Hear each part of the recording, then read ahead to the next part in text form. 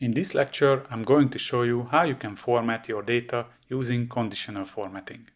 This is a great tool for highlighting certain parts of your data quickly. Now let's get into it. I listed book categories in column A. We have last month's sales data in column B and actual month sales data in column C. These are randomly generated values, so please don't draw any conclusion based on this table. As usual, you can find this Excel file in Resources.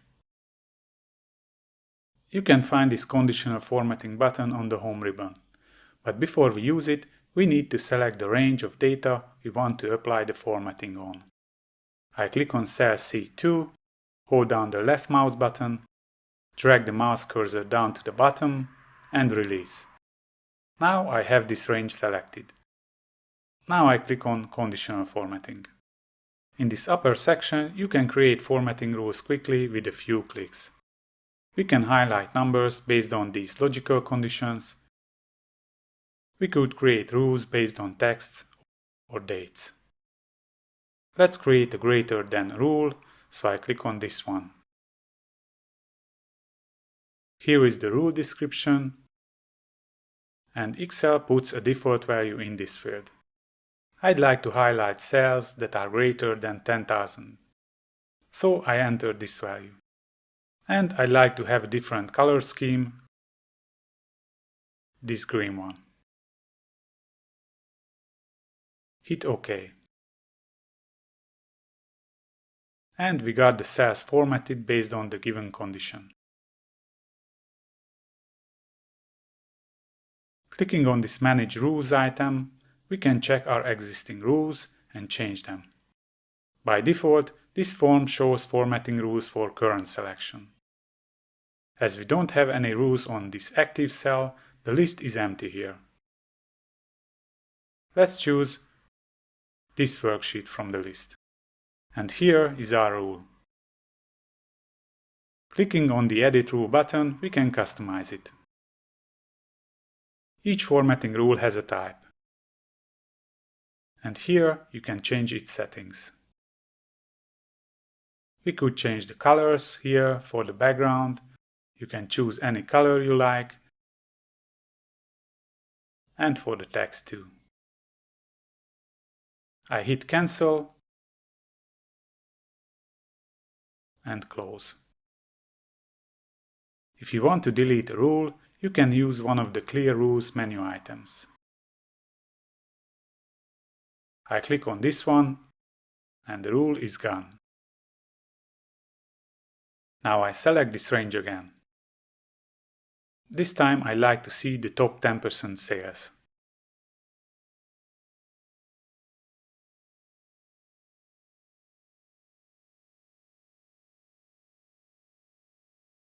Let's use red border this time.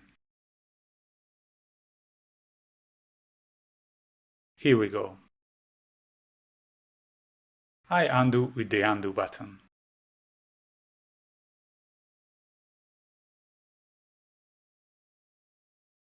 I like this data bar feature. You can choose a gradient fill or a solid fill type. I click on this orange. If you want to, you can create these orange bars in a separate column. I select column D, right-click, hit Insert. I enter a simple formula here referring to actual month sales values. I hit Ctrl-Enter and I pull the corner node down to the bottom. Or in new versions of Excel, you can just double-click on this corner node. I go to Manage Rules, select it, click on Edit Rule button, and I check this Show Bar Only option. I hit OK, and OK again. I select column C and choose Clear Rules from selected cells. And we have a layout like this. I select last month's sales data. You can apply color scales on these values.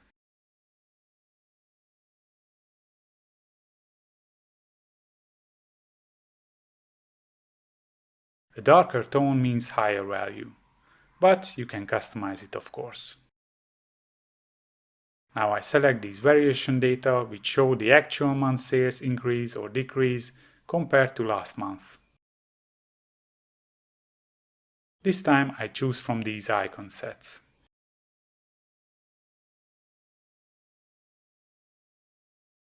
If you wonder what's the condition for the icons, let's check it. Manage rules, click the rule, edit rule. These are the default settings. I'd rather like to have a 50% for the green and below 0% it should be red. I hit OK and OK again. Not exactly what we expected. Let's go back to the rule.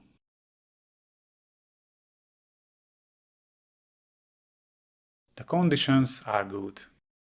I think I ran into a software bug here. If you have the right icons in the table, that's good. But I tried to use a different approach to get this done.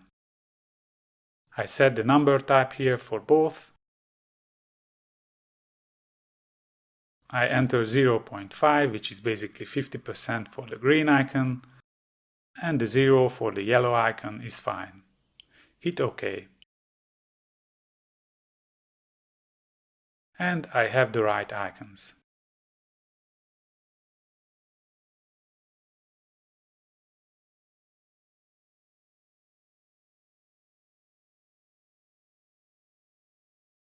Let me copy this formula to the right. I select only this cell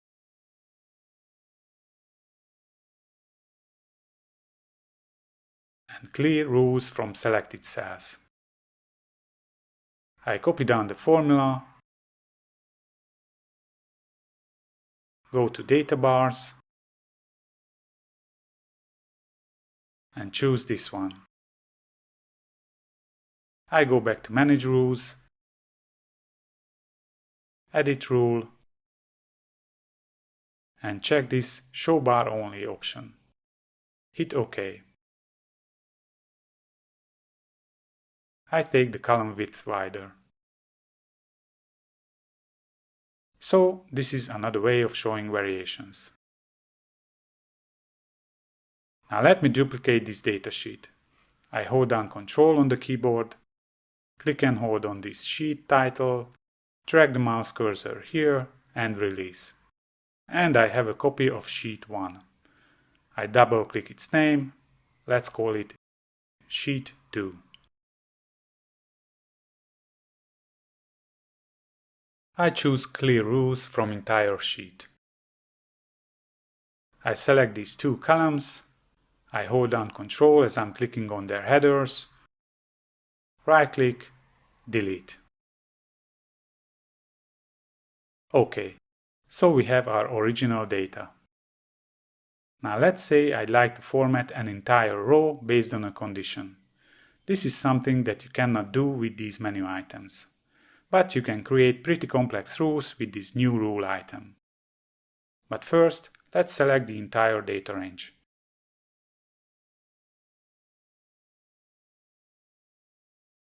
And now click on New Rule. We need this last item, use a formula to determine which cells to format. I just need to create a formula or a condition here. Let's create the formatting first. I click on Format. Let's go to the Field tab. And I choose this green color. Hit OK. But what's the syntax for a formula like this? Let's start with a simple one. If actual month sales data is greater than 10,000, then highlight the row. I start the formula with an equal sign. Actual months data are in column C, so we need to refer to that column. The way to do that is to enter a dollar sign, then the column letter, and the row number where values start. This is row number 2. We need the logical operator greater and the value 10,000. This conditional formatting rule will go row by row and check if the value in column C is greater than 10,000. If it is, then the condition will return true for that row and this green background will be applied. Let's see if it works. I hit OK and it's working. Now let me create a second rule to highlight the actual month's top sale. I select the range, new rule, use a formula, set a format, fill. I choose this orange color for the background, go to font and choose white for the text. Hit OK. Now the formula will look like this. If $C2 equals the max value, I use the max function, I select this range, I close the function, then use this formatting. I hit OK. Perfect. I go back to Manage Rules.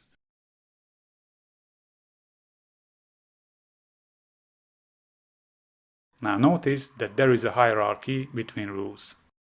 Our last rule is on the top. It means that Excel will process that last. This is important when your formatting rules overlap each other, just like in this case. If I change the order with this arrow, I hit OK, then you can see that our greater than 10,000 rule green background color overrides the orange one. I hit Ctrl Z to undo. Alright, I hope you learned something useful.